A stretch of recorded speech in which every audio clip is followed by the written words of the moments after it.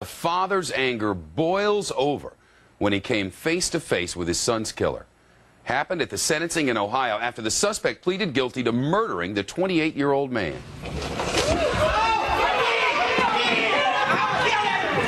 The victim's father, overwhelmed with emotion, leaping across a table and choking the man who took his son.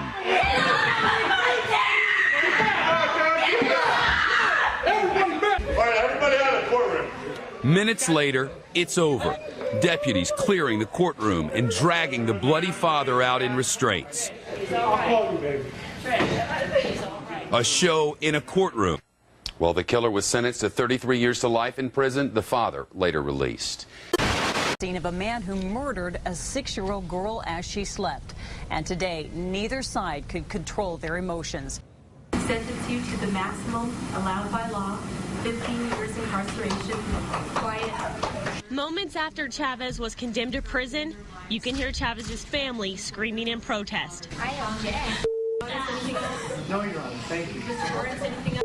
No, Your Honor. Court's adjourned. As the Chavez family gets even more rowdy, police push them out of the courtroom. Then Chavez's mother talks directly to the man her son was aiming for that summer night in 2008, Jasmine Garcia's uncle. That sent Jeffrey Sanchez over the edge.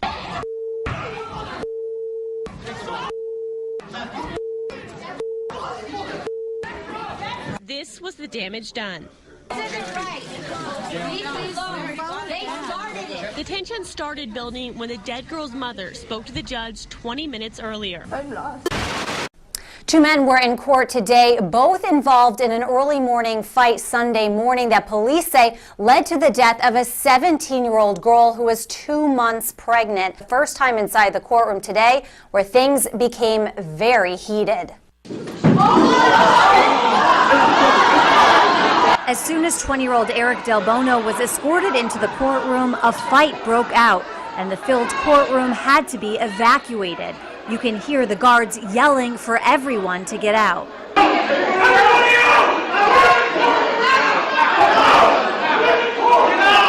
It was Eric's father who police say started the fight.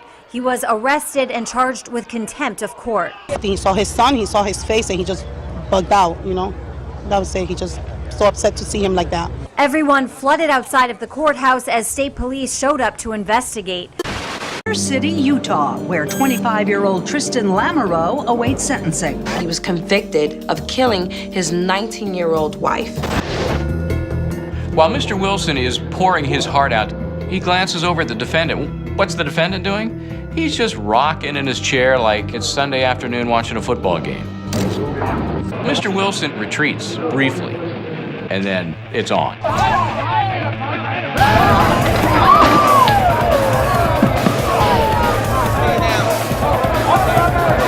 Officers were very quick and not only subduing the brother, but also restraining Mr. Lamoureux and getting him away from the scene. During the sentencing for a 3-year-old girl's death, a brawl broke out in a Detroit courtroom when the girl's father attacked Clifford Thomas, the man responsible for killing his daughter, Jamila.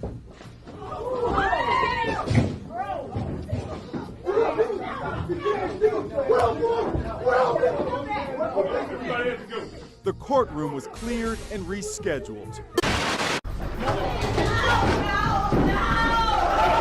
Shock and despair in this courtroom as the father of a young murder victim lunged at his daughter's convicted serial killer. Van Terry, father to 18-year-old Sherelda, addressed the court after the sentencing, and his emotions erupted into anger.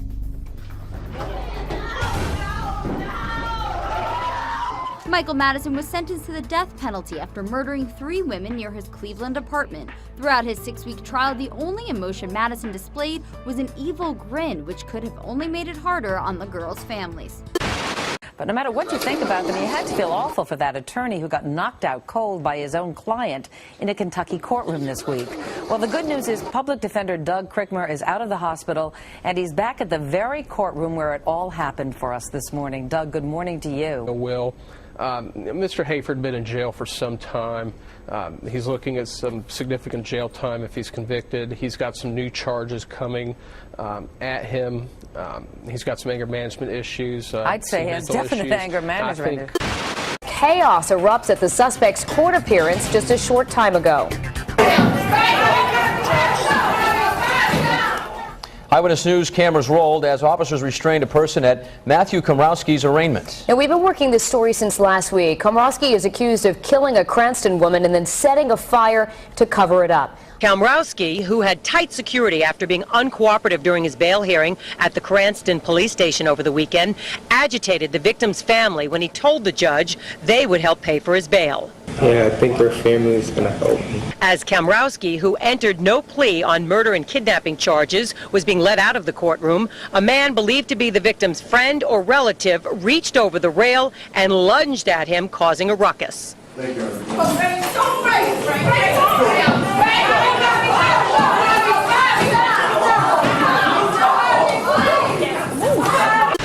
Williamson is about to be led out of court. You can see his public defender, Dan Hall, just to the left of Williamson. This is what happens next. Next thing I knew, I felt a blow to my mouth and I hit the floor. It was over in just seconds as courtroom constables quickly subdued the 30-year-old Williamson.